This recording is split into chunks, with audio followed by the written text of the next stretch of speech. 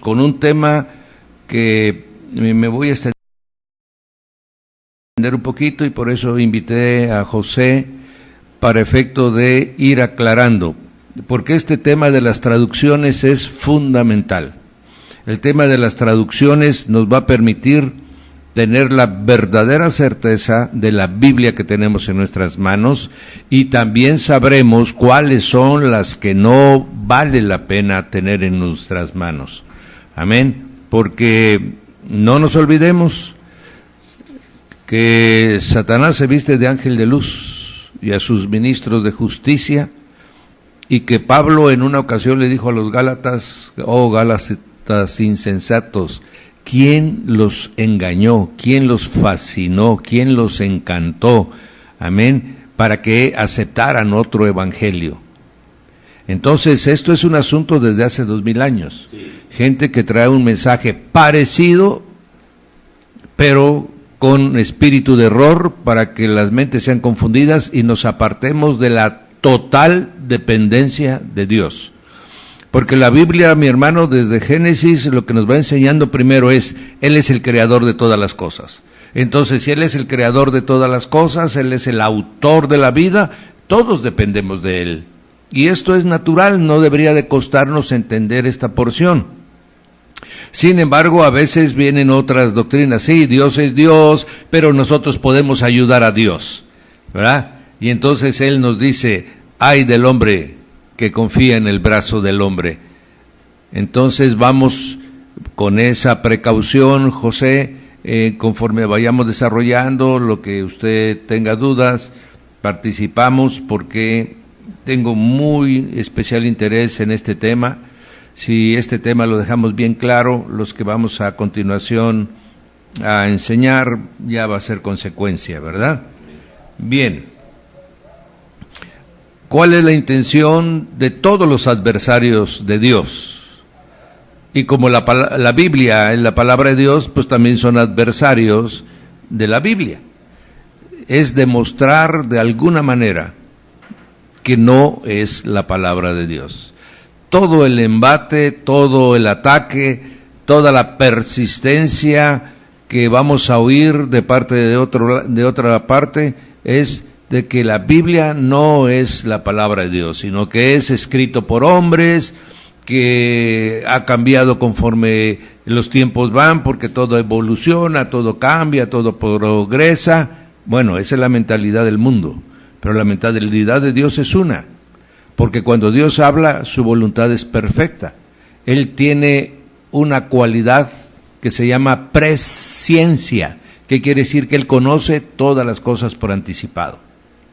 Y entonces en ese conocimiento divino, Él ha plasmado en la Biblia todas las cosas que nos pueden impedir apartarnos de Él, para que volvamos a sus caminos. Entonces esto vimos ayer. Sin embargo, vimos ya abundantemente que los rabinos judíos han depurado constantemente lo que a ellos les corresponde, y tienen su canon bíblico y tienen su Tanaj, su Biblia, con sus 39 libros. Nosotros los cristianos, la bendición de Dios se derramó con su Santo Espíritu y se escribieron los 27 libros que complementan los 66 de la Biblia. Y de esta manera tenemos certeza, seguridad en lo que ahora llega a nuestras manos. Y vamos ahorita a caminar. ¿Cómo fue que llegó? Ayer decíamos que hay fuentes. O sea, ¿de dónde abreva el traductor? Hay 3 fuentes en donde puede irse a tomar la información para traducir una Biblia.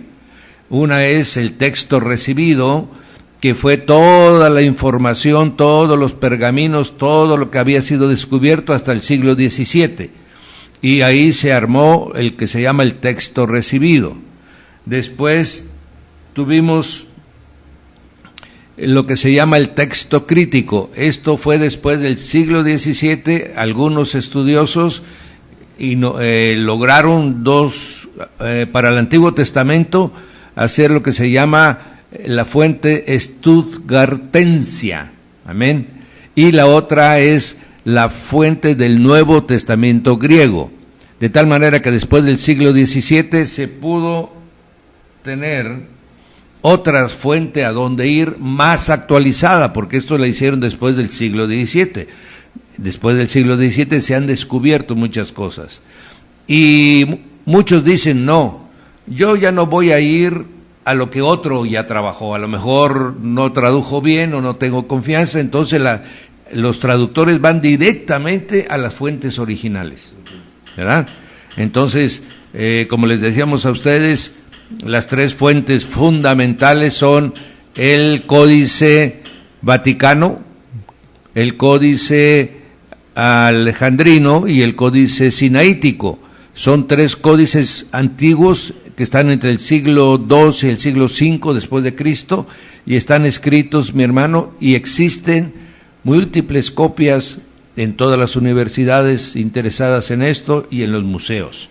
De tal manera que si algún traductor quiere ir, por ejemplo, al Códice Sinaítico, pues pedirá los permisos correspondientes y le permitirán llegar a esa fuente. Y de ahí, ya con su conocimiento y su estudio, él irá vaciando la Biblia. Por eso es que hay tantas versiones bíblicas. Bien, estas son las tres fuentes. Dependiendo a la fuente que vayamos, ¿verdad?, será en general los términos que aparecen en la Biblia. Que solamente la diferencia de una Biblia a otra debe ser en palabras, pero no en contenido. En contenido, todas las Biblias tienen que tener el mismo mensaje. Si el mensaje de alguna manera no lo da esa Biblia, mi hermano, no debe de ser, no sirve. Te voy a decir una, por ejemplo, que ha sido muy criticada no solo por el mundo cristiano, sino por el mundo académico. Por ejemplo, si nosotros tenemos en nuestras manos la traducción del Nuevo Mundo, aleluya, aquí está.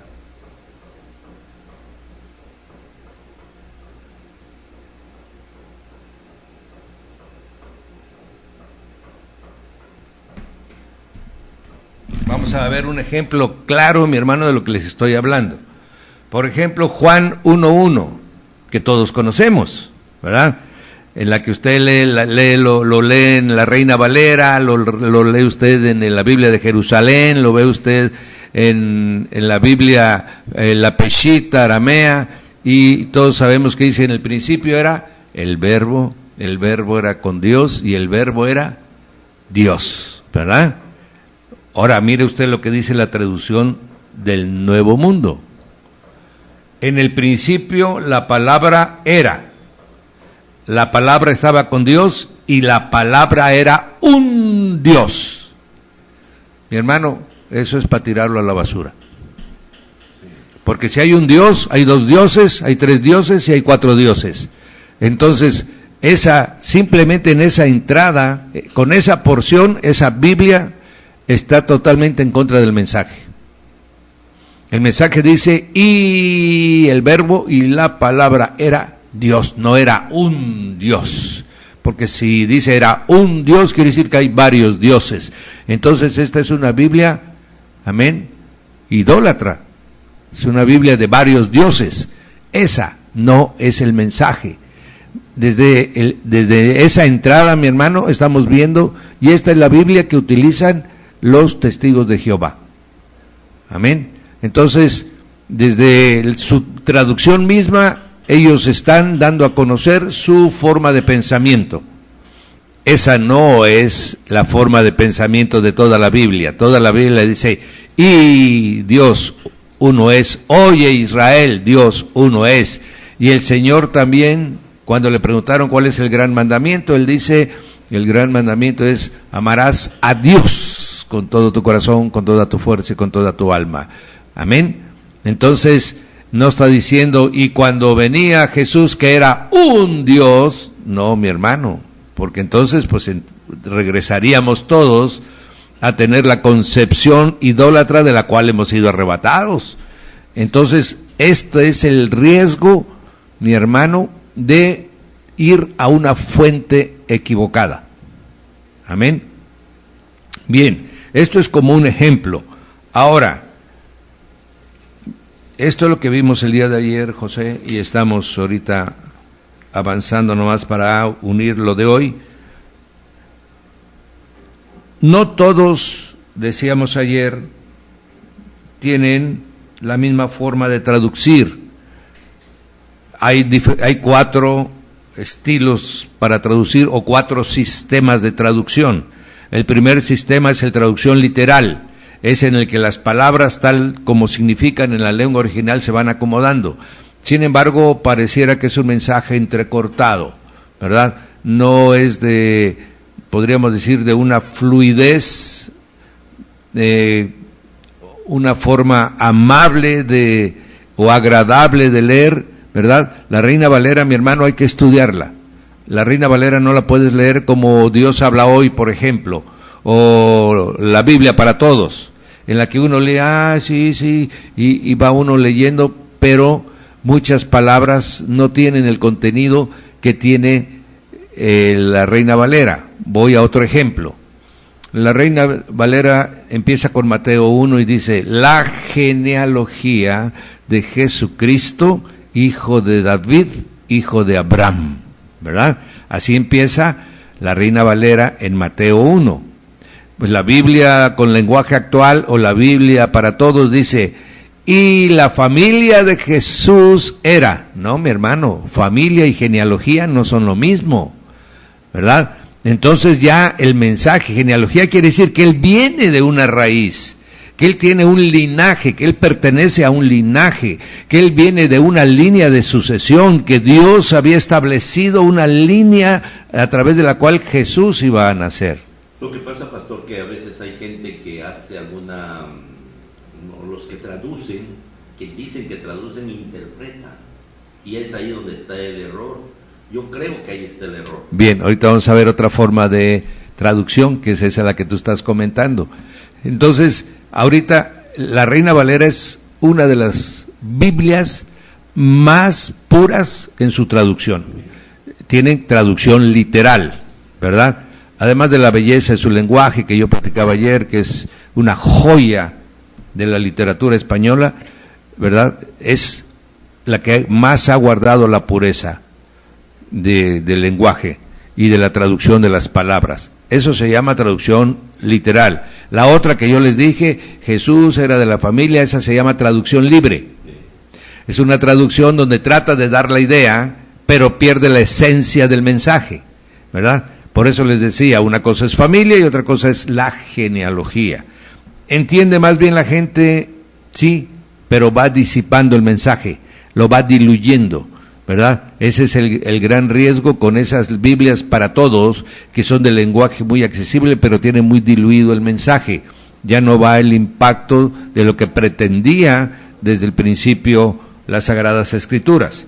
También hay otro que se llama de equivalencia dinámica. Esto es nada más usar en el idioma que yo estoy traduciendo una palabra equivalente a la del original, porque en mi lenguaje no existe la palabra original. Ayer hablábamos de la palabra Mesías y la palabra Cristo. Son equivalentes. No son iguales, son equivalentes, ¿verdad? Pero en el griego no existe la palabra Mesías. Entonces, claro, lo más correcto pudiera haber sido haber guardado el nombre original si no había un equivalente. Pero bien, Cristo quiere decir ungido de aceite y Mesías quiere decir untado de la gloria de Dios. Los dos están untados, ¿verdad? Pero el concepto Mesías es más profundo que el concepto Cristos. Pero son equivalentes. Tenía que ponerse algún nombre porque en griego no existe la palabra Mesías. Entonces usan un equivalente y eso se llama equivalencia dinámica, ¿verdad? Pero se conserva el mensaje. Ahora, hay un sistema que se llama combinado, en el que usan los 3 anteriores. Algunos libros traducen de forma literal, otros lo traducen de forma libre y otros con equivalencia dinámica, de tal manera que se hace, yo creo, un poquito más difícil leer esto porque se usan los 3 estilos, ¿verdad? Serían los menos recomendables. Bien, ahora, Es muy importante, y esto estoy repitiéndolo rápido lo de ayer por lo siguiente. Yo cuando empecé a leer alrededor de la Biblia, me encontré una expresión que decía: la Biblia ha sido modificada, la Biblia no es la que originalmente se escribió. La Biblia, a través del tiempo, los copistas han ido agregando de tal manera que ahora la Biblia que tenemos tiene más de 240,000 variantes. Y quiero decirte, mi amado, que yo me impactó en mi persona, y entonces dije yo, bueno, si tiene 240,000 variantes, pues entonces sí, realmente lo que tenemos en las manos pues no es el original. Ese fue el primer impacto que yo tuve, y luego empecé a leer que es una variante. Y resulta que una variante, mi hermano, puede ser una letra la variante.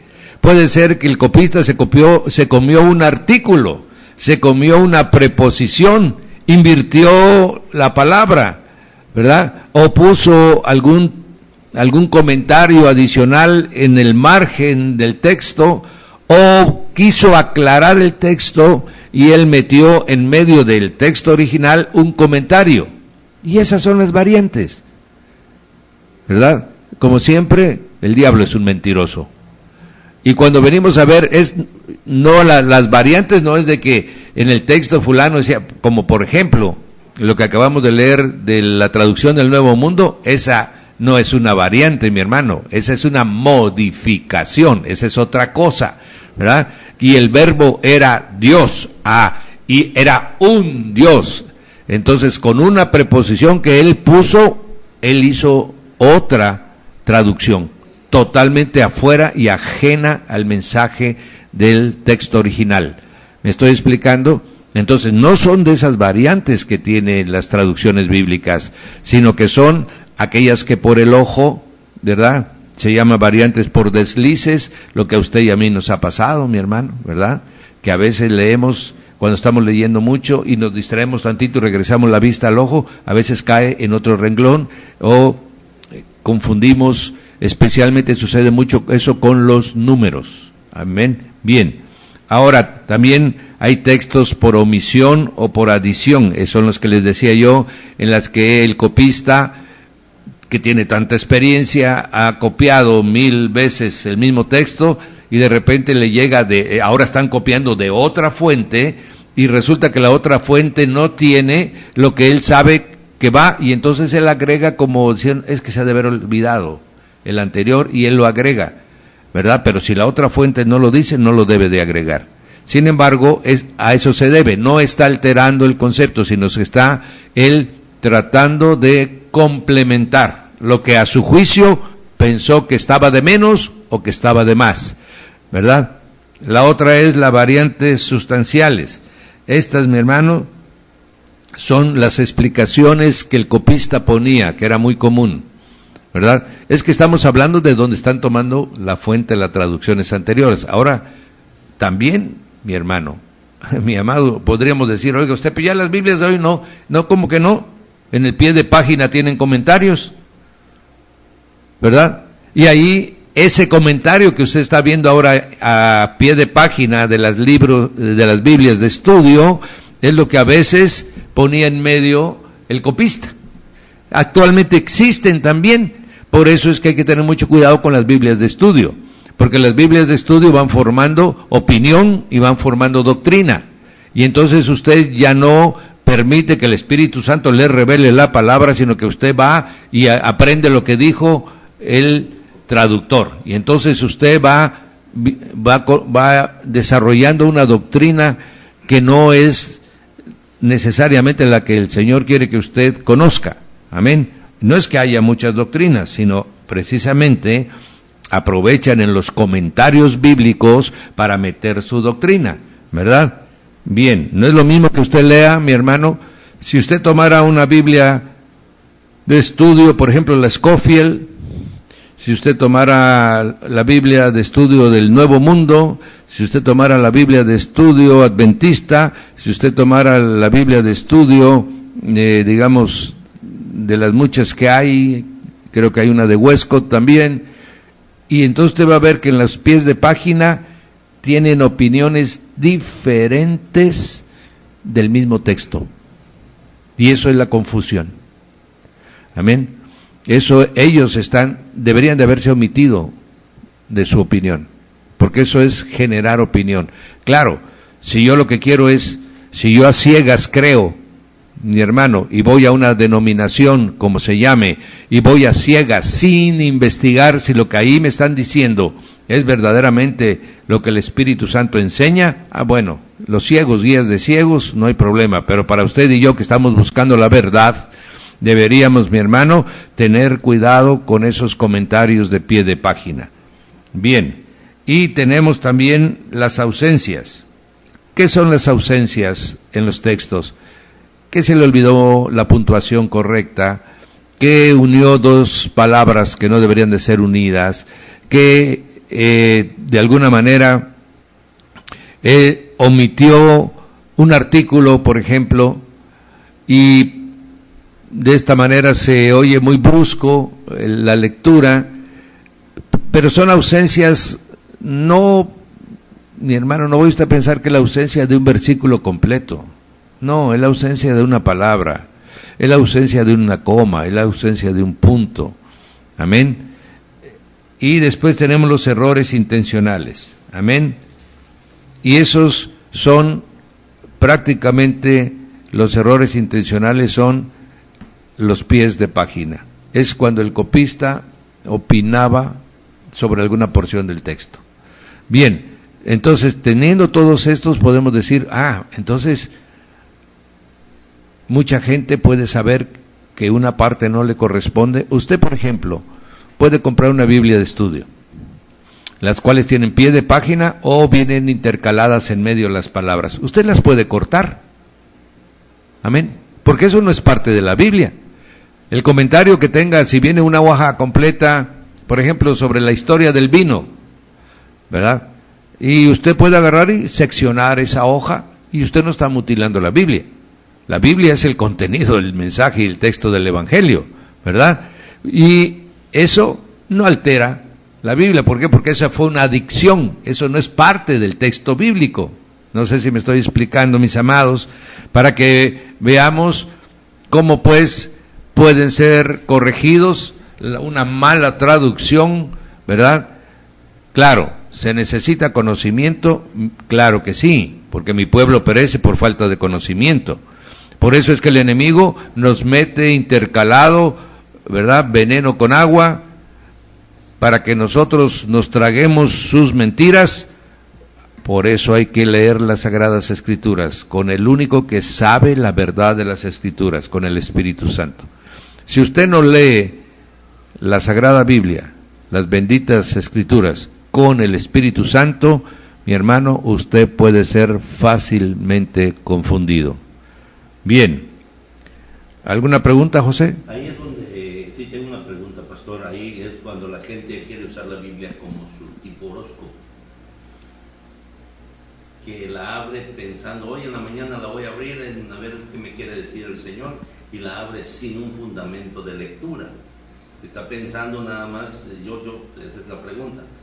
¿Es bueno hacer así, pastor? No, en la primera clase lo enseñamos. La Biblia no, a eso se le llama, en términos que usan los que estudian, le llaman bibliomancia, ¿verdad? Que es usar la Biblia como un objeto de adivinación o protección o talismán. Eso se le llama bibliomancia. La Biblia está totalmente prohibido su uso de esa manera. Amén. Por eso la Biblia, y voy a tomar una palabra que dijo José, debemos de tener un sistema de lectura de las Sagradas Escrituras, para que tengamos un conocimiento ordenado. Me acabo de convertir, ¿y qué leeré? El Nuevo Testamento. Usted necesita conocer lo que su Señor dijo. Entonces es el Nuevo Testamento, los 4 evangelios, lo primero que debemos aprender. Cuando conozcamos quién es nuestro Señor, cuando nos enamoremos de Jesús, cuando sepamos el Evangelio, entonces abundaremos con las otras cartas. ¿Cuáles? Las cartas que siguen. Estudiaremos cómo fue la iglesia, Hechos de los Apóstoles, para entender cómo opera el Espíritu Santo en la iglesia. En la intención de Hechos de los Apóstoles, mi hermano, después de que conocí a Jesús con los 4 evangelios, empiezo a conocer al Espíritu Santo. ¿Por qué? Porque es el otro consolador. Amén. Y entonces con estos 5 primeros libros yo sé cómo el reino de Dios opera sobre la tierra. Y entonces viene Pablo y nos empieza a formar doctrina. Amén. Esa es la forma correcta de leer la Biblia. Y antes de que empiece usted a leer Apocalipsis, mi hermano, se detiene usted ahí en el libro de Judas y se empieza usted con Génesis. Ya que haya usted conocido el ejemplo, aquello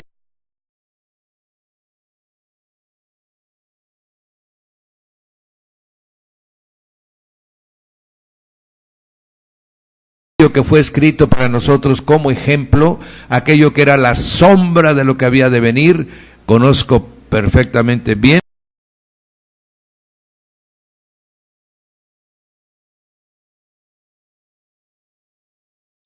Entonces, Apocalipsis se le va a abrir a usted, mi hermano, como un libro accesible, ordenado y profético. Amén. Bien, vamos a regresar al tema de las traducciones, mis hermanos. Bien, decíamos que una lengua es la expresión vocal o escrita, ya sea con signos, con símbolos, que dan a conocer la mentalidad de una cultura. De esta manera, es imposible poder traducir 100% un texto de cualquier lengua a otra lengua, transmitiendo totalmente el 100% con la intención que originalmente se hizo. ¿Por qué? Por la forma de pensamiento, ¿verdad? Habría como una forma de ver una palabra. Amén. De una forma en una cultura, con una misma palabra en otra cultura. Amén, así es. Pero no transmiten lo que queremos, lo que 100% quieren transmitir, ¿verdad? Por ejemplo, no significa lo mismo la palabra ídolo para el pueblo hebreo que para cualquier pueblo pagano. Para un pueblo pagano la palabra ídolo significa la representación o la imagen o la pintura de su Dios. Para el hebreo, ídolo significaba abominación, ¿verdad? Entonces, es una misma palabra, pero con 2 conceptos diferentes. Por eso es que nosotros tenemos que abundar un poco en el estudio de la Biblia. Tiene una bendición. Ella se enseña a sí misma, ¿verdad? Por eso debemos nosotros tratar de estudiarla lo más posible. Entonces, el lenguaje de un pueblo, entonces partiendo de ahí, ¿qué quiere decir? Ya vio, pastor, me dio usted la razón, primero fue en hebreo, luego fue en griego, ya ve usted que no es tal como dicen, no es el mensaje con la profundidad. Usé la palabra genealogía y usé la palabra familia. Amén. ¿Para qué? Para que veamos que la intención de la palabra puede variar, pero yo debo de tener la posibilidad de ir a aquellas fuentes que sean lo más fidedigna posible. Por eso hablábamos que la Reina Valera tiene una traducción literal, o sea, con el contenido de la palabra, para que podamos, a veces no entendemos palabras de la Reina Valera, ¿verdad? No la entendemos, primero porque ya no son del lenguaje común, pero ¿por qué no la han cambiado? Diríamos nosotros, ¿por qué no la actualizan? Porque perdería precisamente la literalidad del mensaje original. Aleluya. Bien. ¿En este caso habría que como investigar, pastor? Sí. Vamos, hay una porción, pero adelanto un poquito. ¿Cuál es la mejor manera de leer una Biblia? Teniendo varias traducciones. Claro, traducciones correctas, para que juntas se complementen. para que yo tenga más la exactitud de la palabra. Amén. Yo quiero volver a insistir, el mensaje no cambia.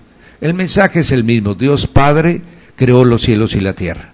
Puso al hombre en el lugar del Edén para que señoreara sobre la tierra. El hombre desobedeció porque fue engañado por la serpiente. Y a partir de ese momento el hombre y la serpiente caminaron juntos, comiendo del árbol del conocimiento, se fueron apartando de Dios. Entonces Dios tuvo que crear un pueblo suyo para enseñarles que Dios no es lo que los pueblos de la tierra representaban. Y así nació el pueblo hebreo. El pueblo hebreo también falló, ¿verdad? Entonces cuando ya no había más que hacer, entonces el Padre envió a su Hijo a rescatar a la humanidad.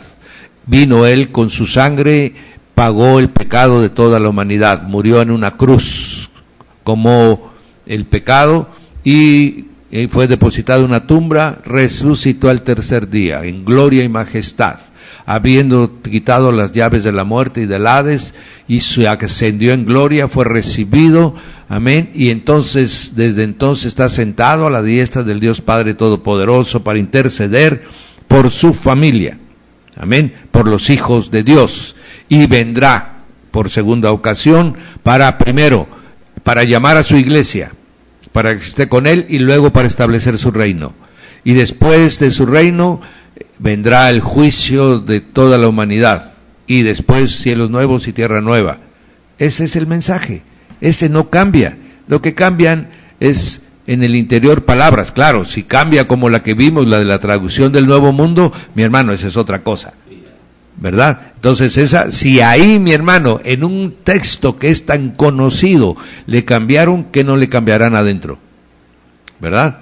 Y nosotros, pues usted y yo, mi hermano, no somos estudiosos, sino que somos nosotros seguidores de Jesús, tratando de hacer su voluntad a través de su palabra, ¿verdad? Bien. Ahora bien, vamos a llegar a una parte.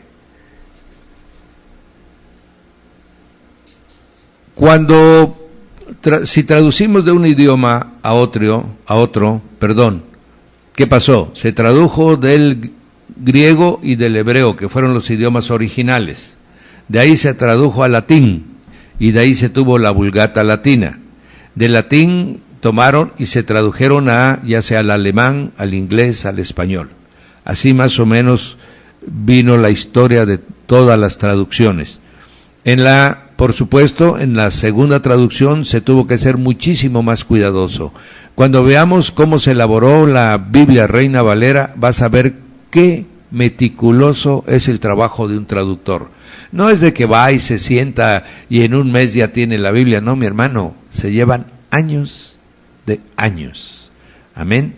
¿Por qué? Porque si una palabra ellos consideran que no es el contenido que da el mensaje completo a su apreciación del traductor, ellos van e investigan la palabra y van atrás y atrás. Entonces es trabajo de años. Amén. Como buscando en el tiempo a quién le llevo el mensaje. Si aquí dice Dios es el Señor, pero en el lenguaje que yo lo tengo, en el lenguaje hebreo o el lenguaje griego, lo dice de una forma, pero si lo traduzco como yo lo pienso, a lo mejor al recibirlo otro ya no lo recibe igual. Amén. Ahí es donde creo yo que el traductor tiene que realmente mandar ese mismo mensaje. Amén. Si quiere ser fiel. Sí. Si tiene alguna intención. Se entiende que debe ser se entiende que debe ser fiel. Se supone.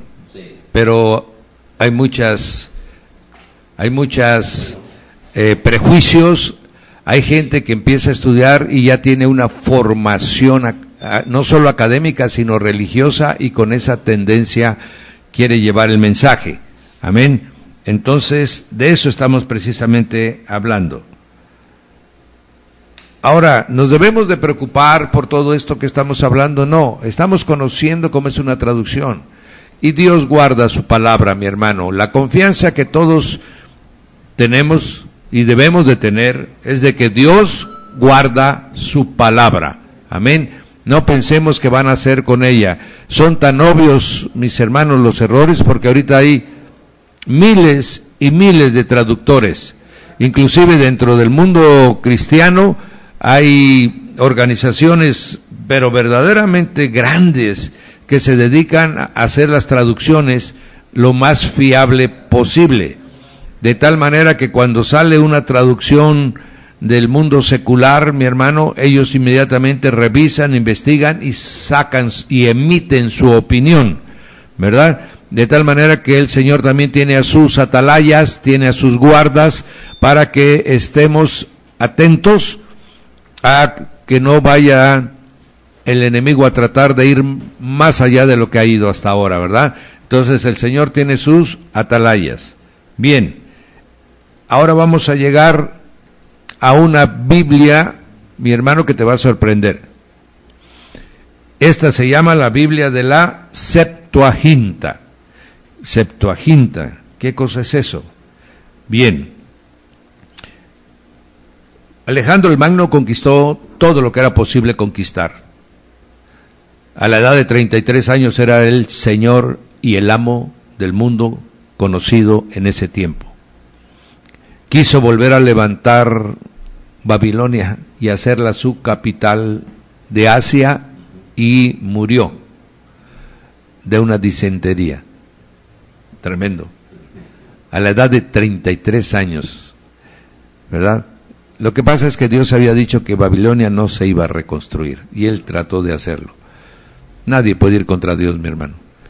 Y entonces él murió muy joven, su hijo no había nacido aún, y entonces sus 4 principales generales dividieron su reino. Uno de ellos se quedó con toda la parte que era del norte de Egipto y lo que era la parte que ahora es Israel, Arabia, etcétera. Esa parte. Y él era un hombre muy dedicado a la cultura.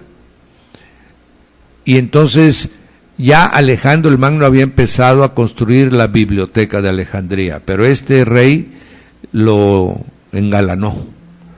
Y el único libro que no tenía religioso conocido en ese tiempo era el Tanaj judío. Y entonces dice, él se llamaba, mi hermano, el nombre de este era Ptolomeo V Filadelfo, ese era su nombre completo. Y tenía el encargado de la biblioteca, se llamaba Demetrio. A él le dijo, Demetrio, ¿qué nos hace falta? Señor, no tenemos una copia del Tanaj judío. Bien, entonces preparémonos y mandemos gente que lo traduzca y tengamos esa copia en la biblioteca. Y así es que mandaron. La historia dice que fueron 70 sabios judíos que conocían obviamente hebreo y griego. Les llamaban judíos helenizados. Y otra parte de la historia dice que eran 72, que escogieron a 6 sabios de cada tribu, ¿verdad? Sin embargo, la mayoría entiende que fueron 70, porque el número 70 tiene una razón de ser en la historia del pueblo judío, ¿verdad? Fueron 70 jueces que tuvo Moisés, si te acuerdas. Amén. Entonces 70 fueron los enviados del Señor. El número 70 es un número importante dentro del concepto judío. Entonces él mandó 70 sabios a Jerusalén, envió por supuesto cartas para el Sanedrín que estaba en Jerusalén, y esto fue en el año 250 antes de Cristo. Tremendo, ¿verdad?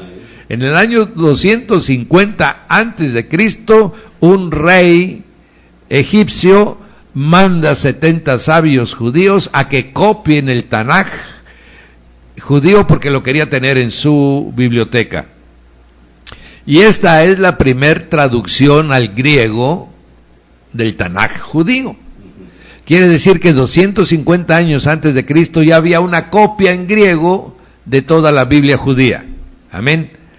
Bien, esto es motivo de alegría. Sí, siempre que la palabra de Dios puede correr es motivo de alegría. Y cuando se llevó muchos años, murió el rey Filadelfo, él no vio terminada la obra, ¿verdad? Lo vio después el tercer rey después de él, ¿verdad?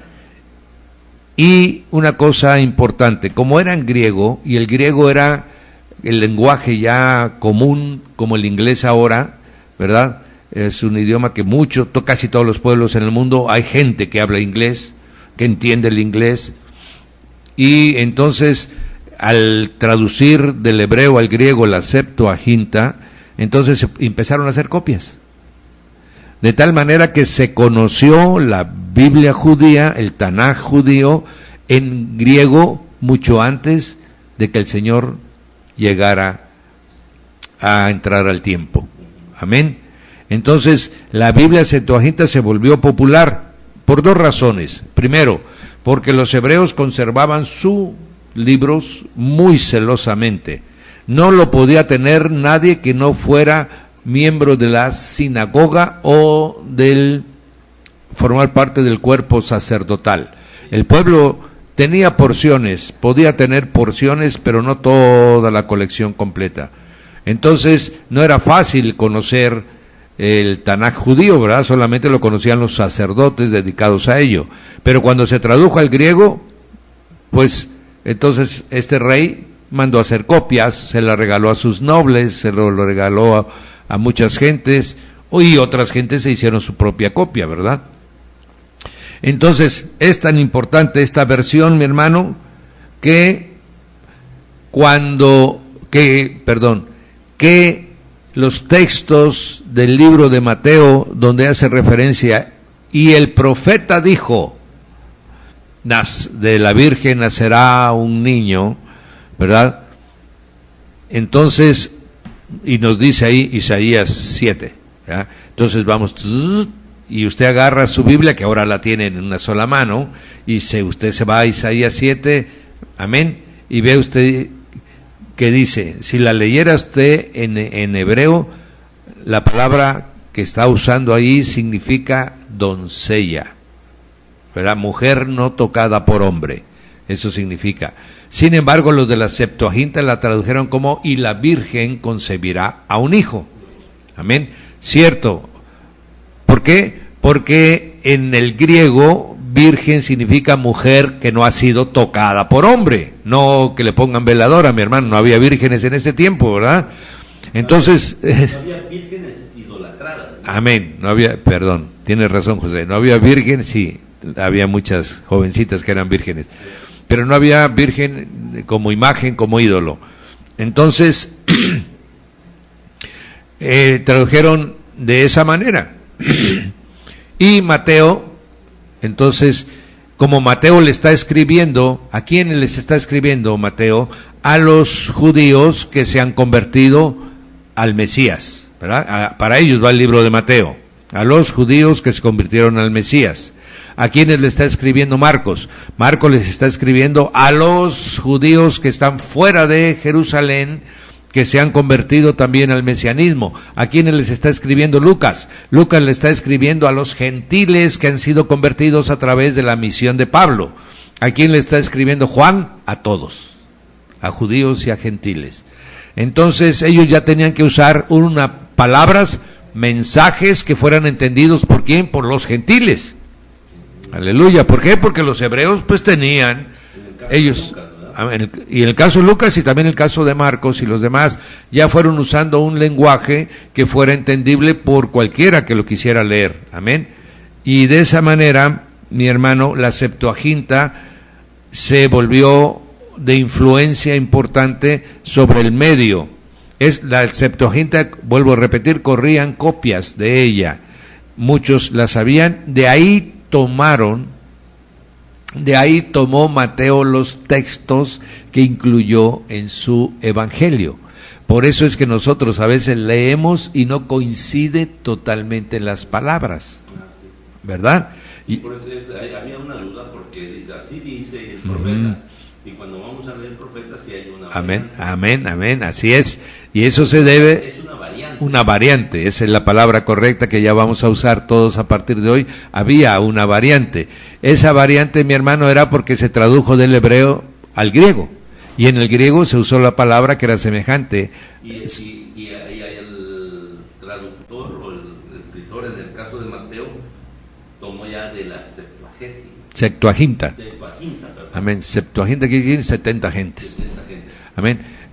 Toma de ahí, y esa es la razón, y ahora ya tienen la respuesta, por qué no coinciden exactamente. Porque están tomando ellos del texto griego, y el Antiguo Testamento se tradujo del texto hebreo. Ok, ya entendimos ya lo que es una traducción, ¿verdad? Pero realmente, mi hermano, ¿dispara el mensaje? No. Porque el contexto es el mismo. Así es lo que queremos decir. Ahí usó una equivalencia dinámica. ¿Ok? Bien, vamos entendiendo, bendito sea el Señor. Entonces, de esta manera, mi hermano, la Septuaginta fue la primera copia griega de la Biblia judía, y que circuló, y fue tanta su influencia que en el tiempo del Señor era la que más se conocía. ¿Por qué? Vuelvo a repetir, porque los libros sagrados hebreos solamente los manejaba el cuerpo sacerdotal, y la Septuaginta podía ser copiada por un copista, ¿verdad? Porque esa no la consideraban esa no se leía en las sinagogas, ojo, amén, porque esa no era reconocida por el pueblo hebreo. La que se leía en las sinagogas era el texto hebreo. Bien, vamos entendiendo, no quiere decir que desplazó, no, eso era en el mundo secular. Por decir algo, ¿tendría Herodes una copia de la Septuaginta? Sí, es muy posible que sí. ¿Tenía una copia Herodes de los libros hebreos? No, ¿verdad? Porque esa no se la daban más que a los sacerdotes. Entonces ya entendemos cómo la Septuaginta se fue volviendo más conocida y más popular que el Tanaj hebreo, ¿verdad? Bien, ahora, ¿por qué en griego? Bueno, porque el griego había sido la lengua que ahora dominaba todo el imperio. Aun cuando llegaron los romanos, mi hermano, el griego se siguió conservando para ciertas actividades. El griego había penetrado de tal manera, era tan conocido, era el segundo idioma de todos los pueblos que habían sido conquistados, y por eso consideraron, y bueno, la mano de Dios, mi hermano, siempre está atrás de todo. Él quiere que conozcan su palabra. Oiga usted, dicen algunos, pero ¿y esas Biblias que están mal hechas? Él quiere que conozcan su palabra. El Espíritu Santo, mi hermano, el Espíritu Santo. Él es el que nos dice, nos pone hasta un rechazo cuando usted lee en otra Biblia que está mal traducida, mi hermano, y usted la lee y siente un rechazo a ciertas palabras. Él mismo le dice, esto no es. Amén. Los hijos de Dios tenemos un discernimiento especial, y este Instituto Bíblico Radial, mi hermano, es para los hijos de Dios. Amén. Bien. Ahí es donde podría caber, como aquí en Chiapas, ¿no? No recuerdo a qué dialecto ya fue traducida la Biblia. Sí, amén. ¿No? Al tzotzil, al celtal. Entonces, traducir el español al cental, hay que darle el sentido correcto, amén, al cental, amén, o al tzotzil, amén, para que sea entendido con el mismo contexto. Amén. Esa es la equivalencia. Sí. Guardando la literalidad para que no pierda su mensaje. Sí, amén, así es. Bien, amados, ¿qué otra característica tiene la Septuaginta? La Septuaginta tradujo la palabra de Dios, la palabra Dios, en donde aparecía el Eterno. En el Tanaj judío, mi hermano, la palabra Dios no existe. Amén. Voy a repetir. En la Biblia hebrea la palabra Dios no existe. Existe la palabra Eterno, el Altísimo, el Omnipotente, el Todopoderoso, el Señor de los ejércitos. Amén. Todo eso son los términos que usan. Y entonces la Septuaginta tradujo esa palabra Dios como Yahweh. Es la Septuaginta la que le pone vocales a las 4 consonantes del nombre sagrado de Dios. A partir de la Septuaginta se conoce pues al nombre de Dios como Yahweh, y ellos la utilizan y la introducen por primera vez como el nombre de Dios. Esta es otra de las aportaciones que hace la Septuaginta y que marcan, porque cuando Jerónimo traduce la Vulgata latina al latín, obviamente, usa también la palabra Yahweh. La palabra Yahweh, mi hermano, si usted tiene una Biblia un poquito viejita, de las que traducía la Iglesia Católica, usted va a aparecer que aparece la palabra Yahweh, ¿sí? Esa es una de las razones, mi hermano, por las cuales los masoretas en el año 700 después de Cristo determinan que no es correcto usar el nombre de Yahweh y le ponen el nombre de Jehová. Y a partir de entonces, cuando Martín Lutero traduce su Biblia al alemán, ya no usa la palabra Yahweh que usaba la Iglesia Católica, empieza a usar la palabra Jehová, amén, y todas las traducciones evangélicas protestantes utilizan la palabra Jehová. ¿Cómo, si yo abro en el Antiguo Testamento una Biblia, cómo sé si es judía, si es católica o si es evangélica protestante? Es con el nombre de Dios. Amén. Ahora está pasando una cosa curiosa. Ahora ya le borraron todo, mi hermano. Ahora ya le ponen Señor. Señor, Señor, Señor, Señor, Señor. No, mi hermano. La palabra Señor realmente no denota la profundidad en el Antiguo Testamento. Amén. Estamos hablando del Antiguo Testamento. Ponerle Señor, Señor, Señor, Señor al Antiguo Testamento, mi hermano, es denostar la revelación del Padre en sus cualidades. En el Nuevo Testamento sabemos que tenemos un solo Señor, Jesucristo. Eso está explicado. En el Nuevo Testamento la palabra Señor tiene una connotación que es Jesús. Aleluya. Pero en el Antiguo Testamento, si es evangélico protestante, se le determinó llamar Jehová. Y si es católico o de algunas otras denominaciones de esa misma filiación, le llamaban Yahweh, ¿verdad? Luego le cambiaron, sí. Tiene 3 formas de escribir esa palabra, ¿verdad? Yahweh, Yahvé, y tiene otra más que la escriben, mi hermano, y ahora agárrese usted de su silla. Usted ya no va a ver traducciones católicas con la palabra Yahweh o Yahvé. ¿Por qué? Porque salió un decreto papal que prohíbe usar el nombre de Yahweh o de Yahvé en las Biblias. Y esa es la razón por la que las nuevas traducciones, amén, aparecen con Señor.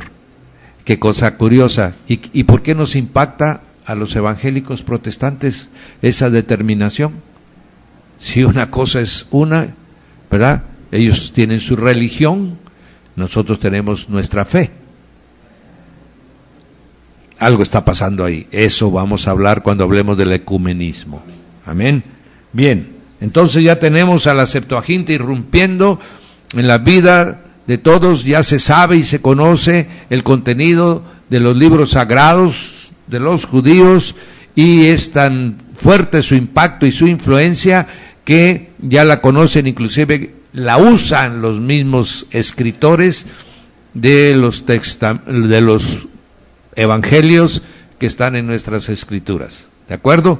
Entonces, ahora vamos a ver otra Biblia que generó una gran influencia en el mundo de las traducciones. Estamos hablando de traducciones. Entonces tenemos las fuentes de las que yo le hablé. Muchos utilizan la Septuaginta como una fuente más, ¿verdad? Y otros utilizan la Vulgata latina como otra fuente más, ¿verdad? Entre más fuentes haya, podemos tener una mejor agua, ¿verdad? Bien. La Vulgata latina, amén, escrita por Jerónimo.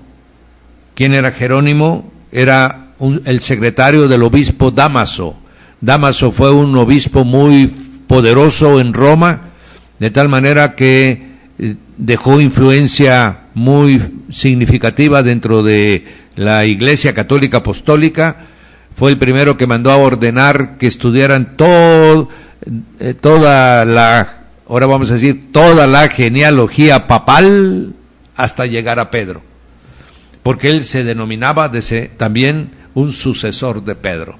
Y entonces en el tiempo del obispo Dámaso, él era muy dado a la historia, muy dado a recopilar antecedentes que garantizaran que Roma había sido elegida para ser la sede del Evangelio y el difusor del Evangelio y el administrador del reino de Jesús en la tierra. Bien, entonces le dijo a Jerónimo: Jerónimo, necesitamos una Biblia.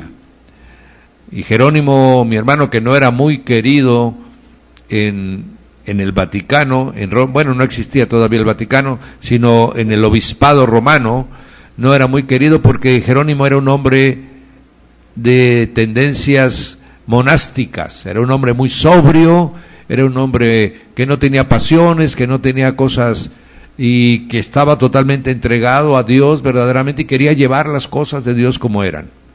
Y por lo tanto era un estorbo en el obispado romano.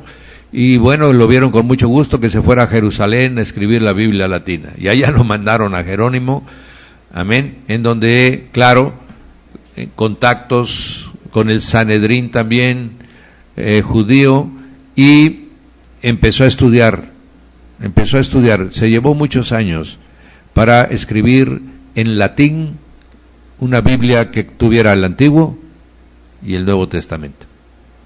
Eso fue a finales del año del siglo IV, alrededor del 390 y tantos, 400, que escribió Jerónimo después de Cristo, sí. Esta ya fue después de Cristo, ¿verdad? De tal manera que entre la Septuaginta y la Vulgata latina hay 650 años de diferencia, ¿sí? Entonces, escribe Jerónimo ya la Vulgata, y sucede dos cosas muy curiosas en la Vulgata. Una, él acepta y los incorpora los libros apócrifos que ya la Septuaginta había incluido, nada más que la Septuaginta las incluyó como libros de referencia, como bibliografía, como libros de estudio, ¿verdad? Como libros a los cuales se les podía llegar para conocer, para tener información, pero no para formar doctrina, ¿verdad? Y Jerónimo, la historia dice que él no quería incluirlas porque él sabía que eran libros no aceptados por el rabinato judío. Entonces, pero fue obligado.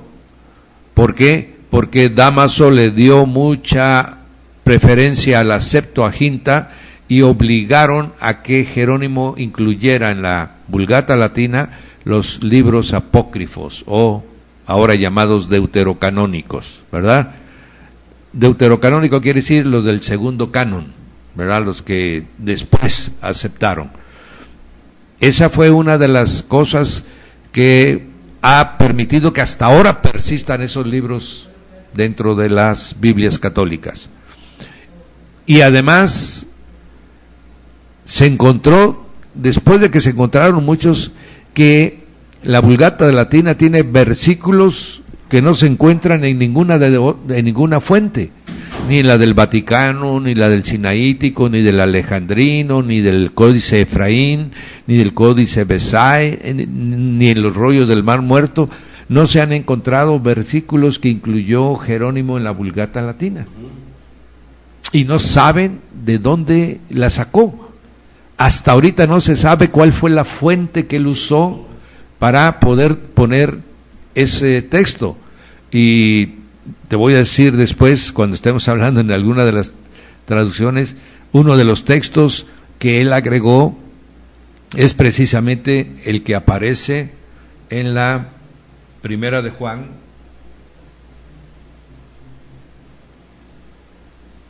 Gloria a Dios, mi hermano. Amén. En la primera carta de Juan. Amén. Pero creyendo en la posición de Jerónimo, que era un hombre queriendo hacer la voluntad de Dios y apegado a la voluntad de Dios, tuvo que hacer una fuerte fidedigna que la había encontrado. Sí, sí, eso es lo que se cree, por eso se han conservado en muchas Biblias. Mira este texto que te voy a leer, dice: 3 son los que dan testimonio en el cielo: el Padre, el Hijo, el Verbo y el Espíritu Santo. Ese versículo no aparece en ninguna fuente. Amén. De tal manera que muchas Biblias, como no aparece en ninguna fuente, lo han quitado. No es que le quiten a la Biblia, simplemente no aparece en ninguna fuente. Pero otras Biblias, respetando lo que tú acabas de decir, José, dicen, bueno, sí, Jerónimo lo colocó, y sabiendo quién era Jerónimo, le seguimos dando, eso está ese texto está en la Vulgata Latina. Cipriano de Valera y Casiodoro de Reina también tuvieron ese criterio y también incluyeron en la Reina Valera ese texto, que no cambia y no modifica. Amén, absolutamente. Da una certeza. Claro, da una certeza. Entonces, estamos diciendo, mi hermano, la influencia que puede generar. Y ahora, si buscamos en todos los fragmentos que hay, no aparece a los que existen ahorita, hasta que se descubra el que usó Jerónimo, ¿verdad? Que pues Dios es Dios, ¿verdad? Entonces, mi hermano, pero nosotros sabemos por muchos textos que así es, ¿verdad? Que así es, que el Padre está sentado en el trono, que el Señor Jesús está sentado a su diestra, ¿verdad? Y que el Espíritu Santo también está ahora está con nosotros. Bendito es el Señor. Gloria a Dios. Entonces eso no mueve, aun cuando no aparece, como no aparece en muchas versiones ya ahora, no mueve el contenido, y la verdad que se explica no solo en ese versículo, se explica en muchos, ¿verdad? En muchos versículos. Bien, estoy haciendo referencia, mi hermano, de lo que es una traducción, ¿verdad?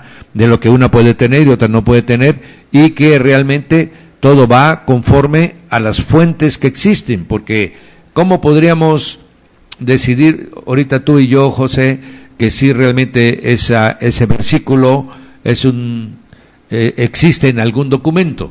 Tendríamos que tener el documento, ¿verdad? Por eso la Biblia es cierta, mi hermano, porque cualquier porción que podamos, excepto esta que estoy hablando, ¿verdad? Existen en todas las fuentes, existe el texto. Esta es una cuestión de fe, de confianza en Jerónimo. Algunas traductores dicen, no, yo no puedo confiar en el hombre, y están correctos también, ¿verdad? Y la han segregado, pero prácticamente eso realmente no modifica, o pudo ser también en un momento determinado, en alguna copia, el agregado de algún copista, ¿verdad? Sí, o inclusive de Jerónimo, ¿no? Amén. El mismo Jerónimo, sintiendo en ese momento que está escribiendo, Amén. el Espíritu Santo hace una aportación Amén. en ese momento a Jerónimo. Amén, también. Entonces lo dejamos ahí, ¿verdad? Estamos tratando es un instituto bíblico radial que está tratando de enseñar, ¿verdad? Entonces, esto no cambia la doctrina, no cambia absolutamente nada, simplemente estamos hablando de cómo ha llegado hasta nosotros, ¿verdad?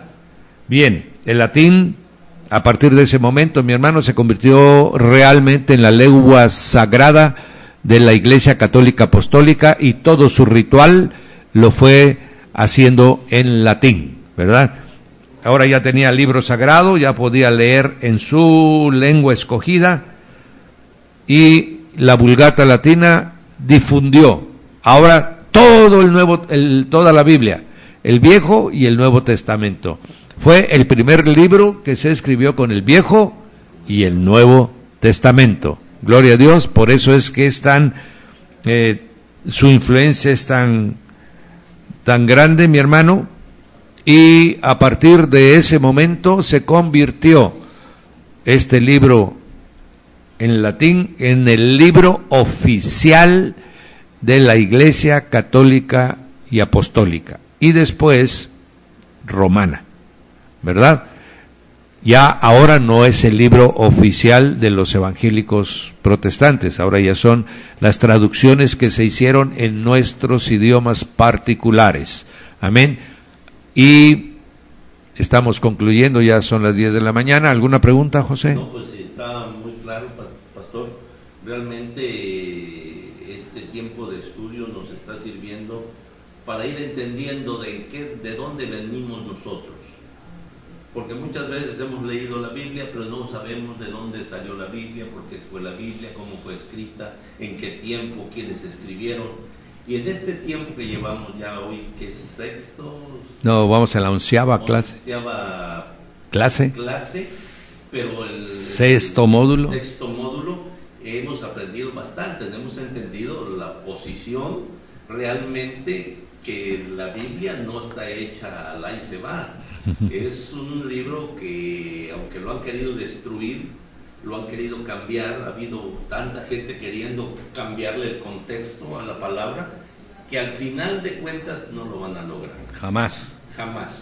Porque la mano de Dios está puesto sobre ese libro. Amén. Y como no ha logrado ni lo va a lograr, está usando otra estrategia, pervertir la palabra. Amén. Y de eso hablaremos en las otras traducciones. Damos gracias al Señor en haber terminado el programa, y sea para Él la gloria y solamente en su nombre, en el nombre de Jesucristo. Benditos sean todos.